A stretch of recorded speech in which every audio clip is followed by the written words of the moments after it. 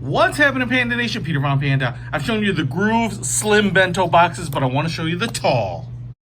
And I picked this one up here because it's quite a bit bigger in height than the other ones. Now, I showed you this. This is my Gruv Gear club bag. I really like it. And what they have here is a compartment where you can slide in these smaller packages, whether you're using them for cords or other supplies, and then you can put them in here. Now, these are the slim. What you can see is they are meant so that you can put two of them in either the upper or lower package compartment.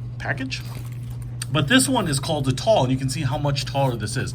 Again, it's the same thing where it's supposed to stretch the full length of the backpack. You can see we have that same strap on the side here, nice leather pulls. This one is the Pewter, and then we have a kind of a Molly-like strap here, frosted window there so you can see what's in it, and then we have lots of space, a lot more space in here than the other one. Now, I could put a mouse in here, and this is an ergo mouse, so it's really tall, and you can see that has no problem fitting in there. And then this sucker goes in there in the bottom, and this one will fill this sucker out. So I'm going to use this for my cableage, my cordage, spare batteries, adapters, all of that, and then I'll probably use the smaller ones for kind of stuff I want to quick grab access to. I do like the little strap on the back, so you can just kind of hook it with your finger, pull it out, put it back in. But these are great for things that you might need to access, like a portable power bank or something like that really quickly without kind of digging through a bigger package. So if you want to pick this up,